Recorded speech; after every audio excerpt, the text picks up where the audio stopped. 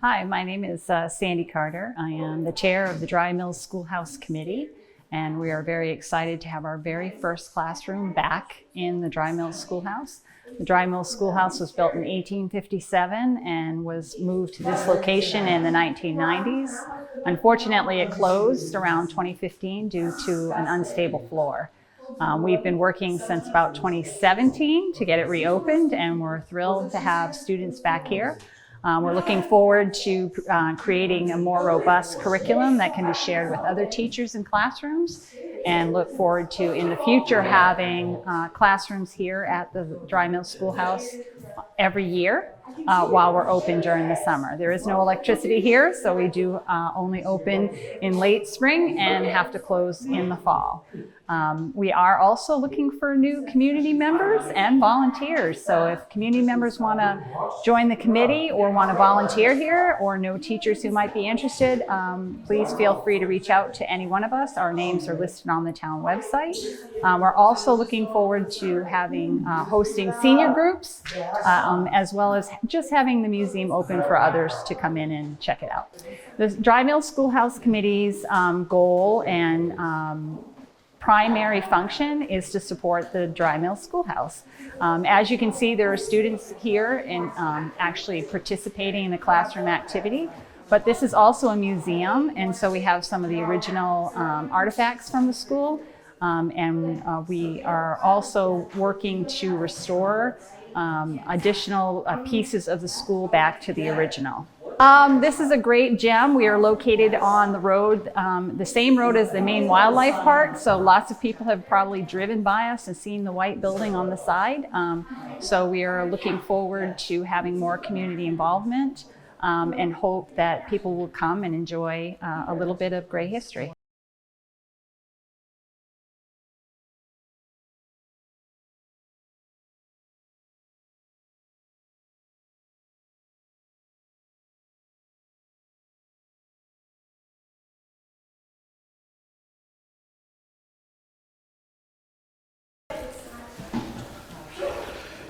Okay, so we're going to start off with a roll call, and then I'll go over the schedule for the day. We're going to get a tour of the grounds. Would you mind leading that?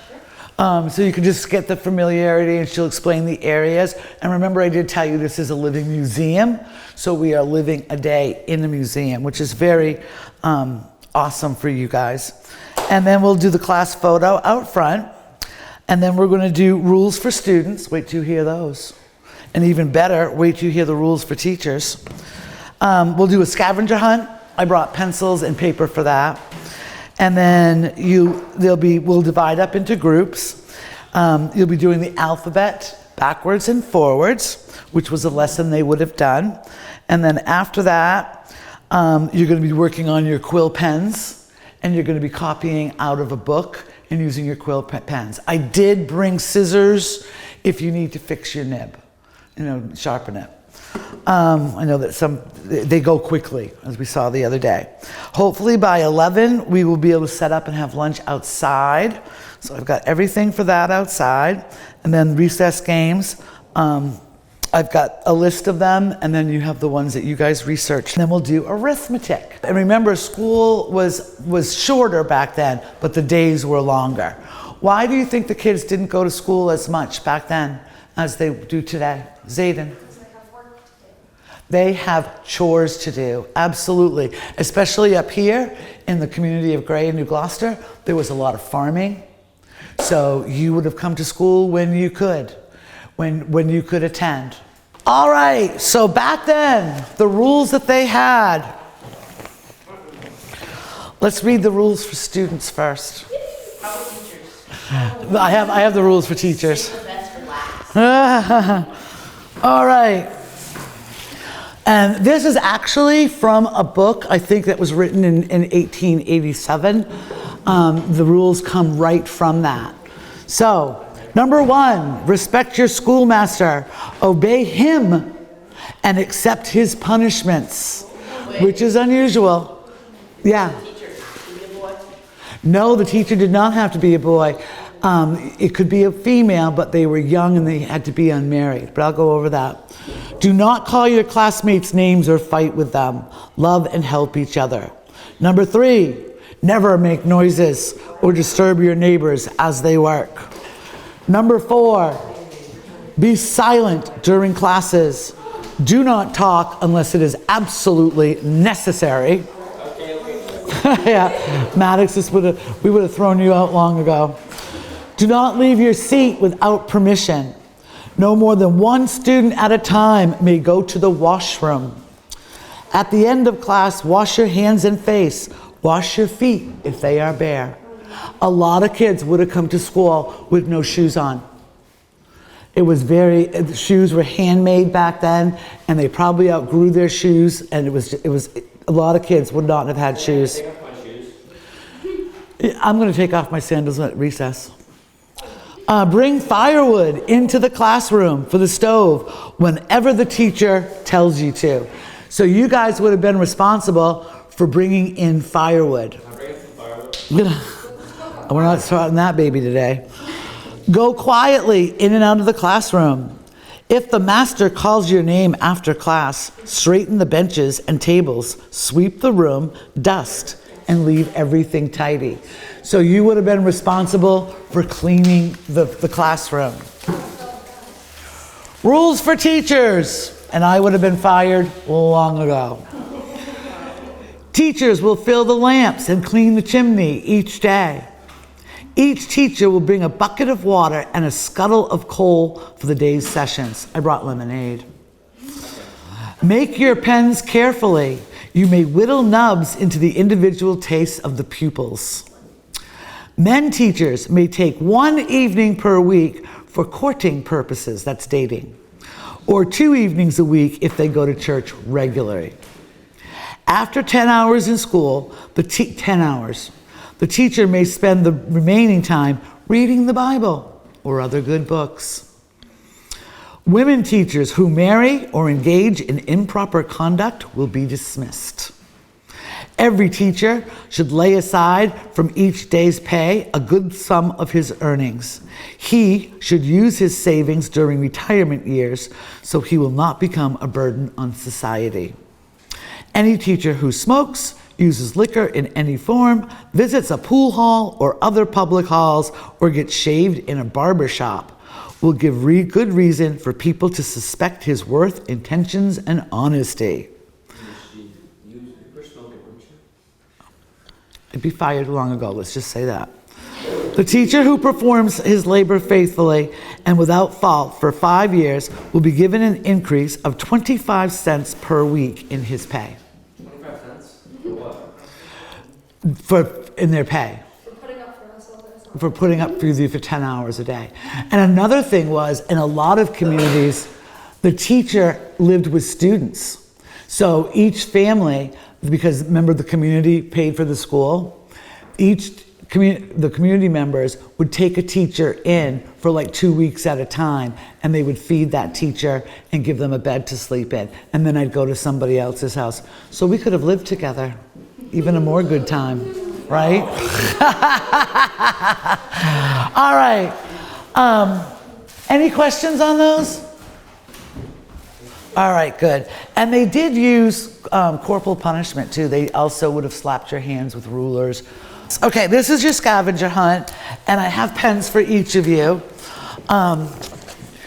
You can do your own, but you can work together in groups or partners, whatever you want. Everything is available to you, so you will have to hunt. Let's just go over the questions real briefly. So number 1, find the jar of square head nails. How many are in it? What would the tin pail have been used for? Where is the original blackboard? What year was the schoolhouse built? Who wrote the reader on Cherry Street? What was the wooden box used for? And I'm talking about the box that's right in back of Kyle. What kind of desk is in the back on the right-hand side? What year was the Dry Mills Schoolhouse put on the National Register of Historic Places? Name the student at the Dry Mills Schoolhouse in the year 1931, 1932 on the back wall. Who is the student wearing glasses? What was the dunce cap used for? When was the last year of classes at the schoolhouse? And what was the little building next to the schoolhouse used for? You can go. How many square head nails were there? 44. What? 44. Anybody have a different answer? 40. I got 39. That's what I got. You got 39? 39. 39. Those square head nails would have been made by the local blacksmith. They would not have been able to go to Home Depot or Ace Hardware to buy nails. They would have had them made. And Miss Kelly, did you tell everybody about the nails in your house? Yeah, my dining room floor has square head nails. So those are probably at least, when was your house built, do you know? About 118 years ago. Wow. Wow, so the kid's living in that house, but it wasn't originally where you are now. No, it used to be in North Yarmouth. Oh, okay. I would have I was going to say if it was, they would have gone to the Dry Mills Schoolhouse. What would the tin pail have been used for? Water. Water. That was one of the teacher duties, to fill that up. There probably would have been a well somewhere close by, or she would carry it from home to bring in there. Where is the original blackboard?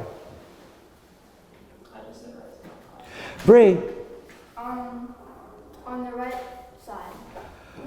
which, can you point to it? Yes, it is that one over there, which was made of wood and painted black. So there's not very many, I'm sure there's not very many of those left in the country of the original blackboards. It used to be in one of the coat rooms, I think, last time I was here. What year was the schoolhouse built? Ace. 1857. Good job. Who wrote The Reader on Cherry Street? Who? Did you find it? G-U-N-N. No. Who? David H. Russell. Yeah, did you find the book out there? Yeah. We're supposed to look inside the book. He might have had you to find the author. Moving along. What was the wooden box in back of the room used for? Firewood. Firewood. Do any of you still have a wood box at your house? My grandparents do. Your grandparents do? I know we have one at my parents' house that they put their wood in. I don't have a wood, I live in the city, so I don't have a wood box or a wood stove. What kind of desk is in the back on the right-hand side? Over there. A wood desk. That desk back there. What kind of desk would that have been? A teacher's desk? It's a teacher's desk, yeah. Name the student that's in the picture from 1931 who had glasses on. Jerome Maxwell. I have James Maxwell. Is that what you have? Yeah? Good. James Maxwell. What was the dunce cap used for? Zayden. For Zayden. Yeah, for Zayden. For the Zaydens of the world, right? What was the last year of classes? 1983. No, not 1983. Bree? 1890. No. 1900s. 1996. 1951. Oh, good God in heaven. Miley? 1956. You were close. I have 1958, and I don't remember where I got that information. Classroom. List of classes. Oh. Did you have 1958? Oh, good. So some of you got that. I want this to be slightly challenging. There is what was the little building used for? Coffee restroom. The restroom. Yeah, that was the outhouse. So my original question for that, this was before I knew we were going to be able to go in it because they had to have it cleaned and stuff for us to come here. But that little, did you guys all see inside? It had the original seat. Yeah, it was a two-seater. So they would have had two holes and you would have gone in and done your business. Was somebody else? Possibly. Oh, in Rome, they had group of bathrooms. Yeah, back then, Maddox, there was modesty. But it was just such a fact of life, and I think we talked about this in school, that sanitation and flush toilets have been around only for a little bit over 100 years. So for us to, they didn't have flush toilets. They had bedpans, those things underneath their beds that they would use to go to the bathroom in the night. It was just one of those things. Sanitation was a huge issue, huge issue. Like one of your jobs as a kid might have been to empty the, what's the word I'm looking for? I can't retrieve it right now. Not bedpan. Bedpan. What did I call it? We looked at antique ones. Oh, the poop chute. Oh, we looked at them. Shoot, I just can't recall it right now. But they would have used those, and you would have had to go around and empty them out. There's a that's a word. It's going to drive me nuts. I'll think of it. Okay, good job. Now, I'd like you all to go pick out a reader from the front room and bring it to your desk. So first of all, I want you to kind of explore your book that you got. This would have been something that the school would have provided you. You would have learned reading, writing, arithmetic, grammar. I think we talked about the older kids would learn some geography and maybe some science. What did you pick for a book? And what's different about it? I picked We Learn to Read. We Learn to Read. What did you get, Elijah? Okay. On Cherry Street. On Cherry Street. So these would have been books that kids would have read from. So I would have been doing kindergarten, first grade, second grade, and then I would also might have asked you guys to be a little teacher and help out. You would have worked with the younger kids because I would have had all age groups, which is crazy to me. But I think when you're in a one-room schoolhouse, it's probably different. Okay, hold on. I have to mark off everybody for today. This is so cool. So I want to show you guys this. Mrs. Carter gave this to me. It's an old class register. So back in the day, instead of going online onto Power School, like I take attendance now, they would have had their classes listed, and that's how they would check them off. They would just check them off. That's how you did attendance. So no Power School where I just click a button and say who's absent. Okay, so who would like to try to say the alphabet forwards and backwards? Miss Stella, please come to the front. To the front. Okay, and you can glance over if you need to. Try saying it first in order. You may begin. A, B, C, D, E, F, G, H, I, J, K, L, M, N, P, Q, R, S, T, U, V, W, X, Y, and Z. Now, Miss Stella, could you say it backwards for the class? Yeah. Z, Y, X, W, V, T, S, R, Q, P, O, N, M, L, K, J, I, H, G, F, E, D, C, B, A. Very good. I did? Did she miss I? Oh, you have not learned your lessons. Go put the dunce cap on. Okay, anybody else want to try? Who else would like to try? I do. Come on up, Mr. Elijah. Come to the front of the class.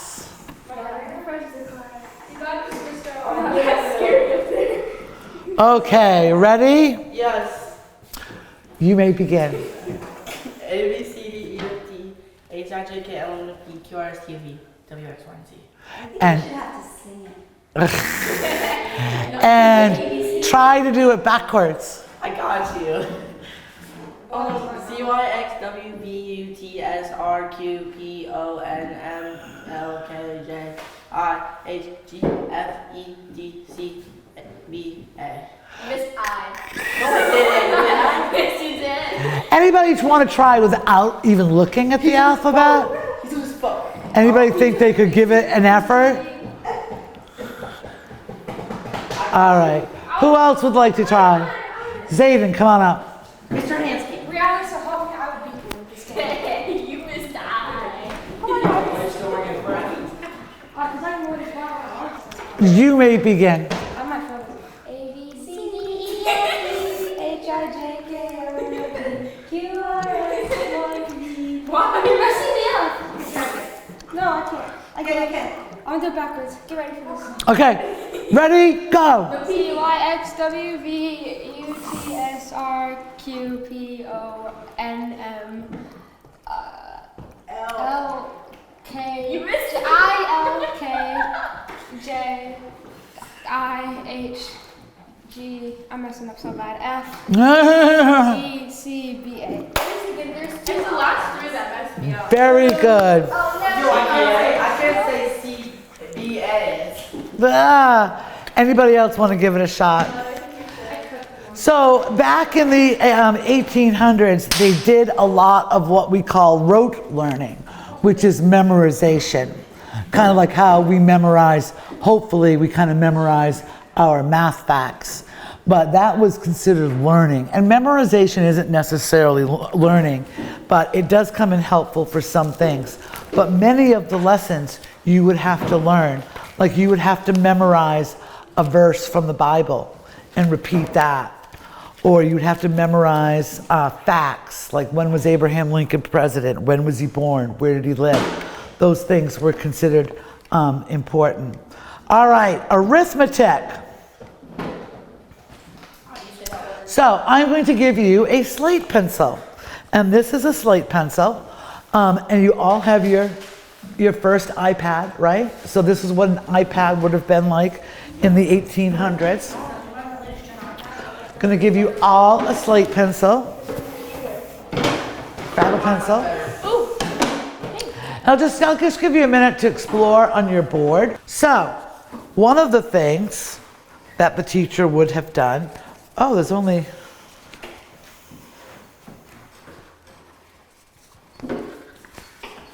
wow. Oh, these are some old-fashioned, and they're real too, flashcards. What do you notice that's different about this? Has two. It could be times, but what if I had little kids? They wouldn't know. Plus. It could be plus or subtraction. So the teacher would say, okay, so let's pretend this side is like 6 and 6 years old.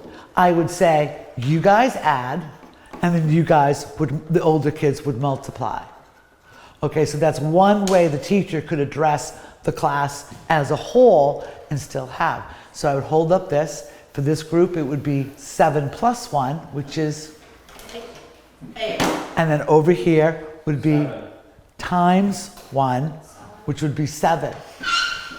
Oh, please.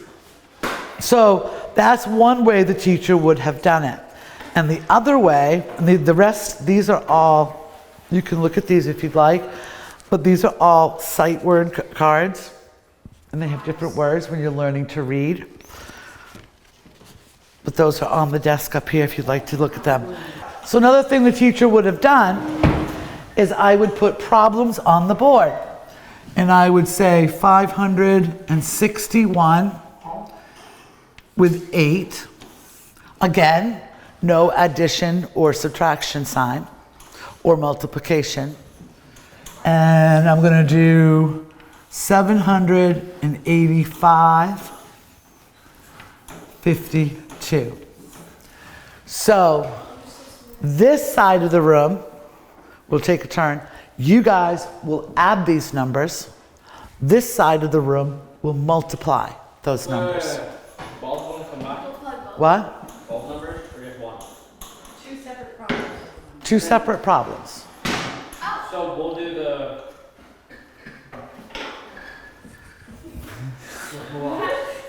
You guys are adding.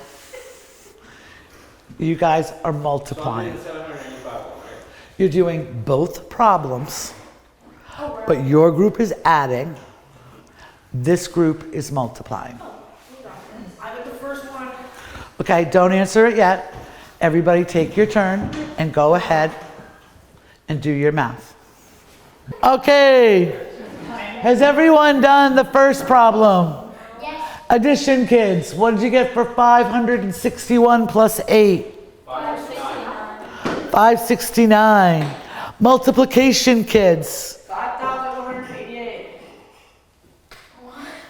For 561 times 8? I don't know. Oh my gosh.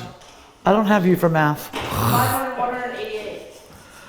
5,188. No.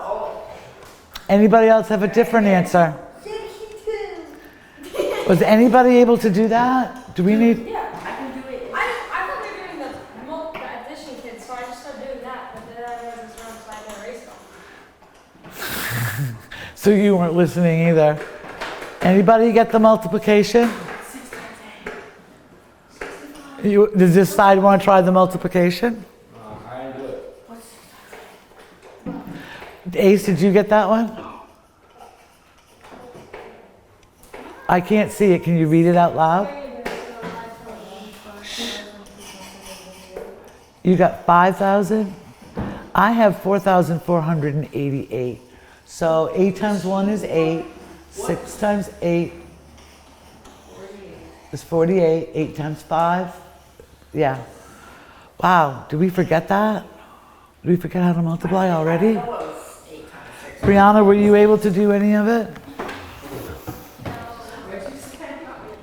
Okay, then the second one's going to be super hard.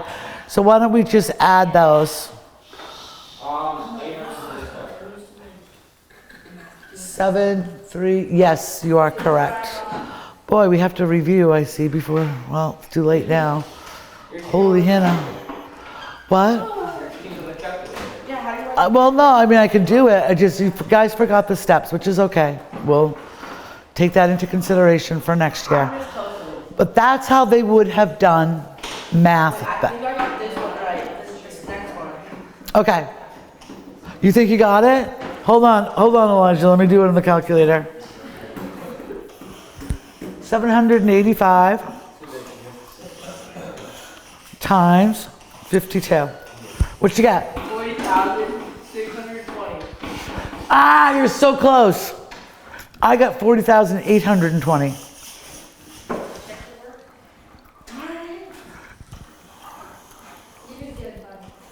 You were pretty close though. I don't know where your mistake might have been, but that's absolutely fine. What's that? Okay. So that's how math would have been taught. I probably would have taken a small group of you, especially those of you that got stuck, and I might have given some of you some subtraction problems, and I might have taken a group of you over there or in that little room in the back to work with you if you had forgotten that skill. Okay, so which is exactly what happened, and it's kind of similar to our round table that we have in our classroom. Would they ever take one of the older kids who Yes. have done take those kids? Yeah. So I might have said, oh, Elijah's kind of got it. I might have said, Elijah, can you take the kids that got 561 times 8 wrong? I might have put him over at a table and he would have helped the kids do that. So there's a lot of helping each other, which I'd like to think we still do today. I can do that. Yeah, I know you could. So that would have happened also. Sorry, I'm sitting down. I'm running out of steam. This humidity is just sucking it out of me. And we would have had to have been here for 10 hours. Nope.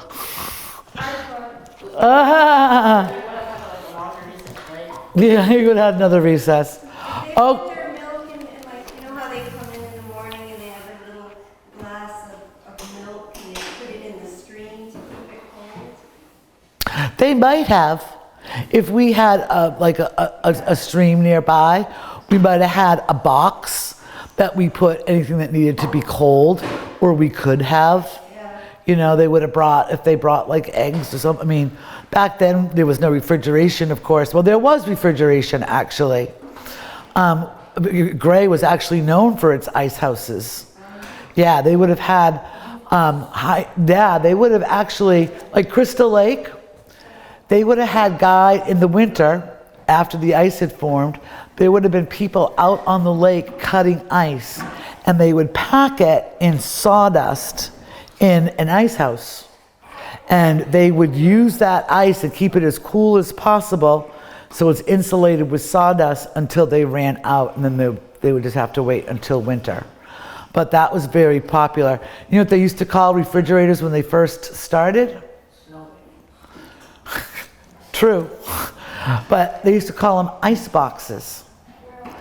My parents actually have an antique ice box where it was a refrigerator before electricity, and it was insulated inside. Now it's their liquor cabinet, but they would put ice inside, and that would be their refrigerator, because this was before electricity.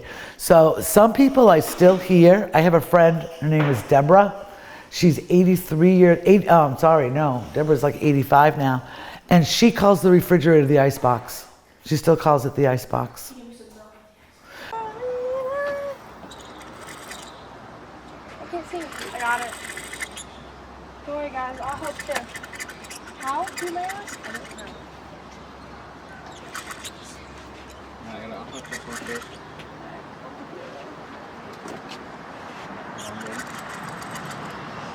Oh, I'm gonna save it. Okay, so you two are you guys, one end has to come straight out, not this way. And you're gonna fold it in half, this way. No, this way, long way.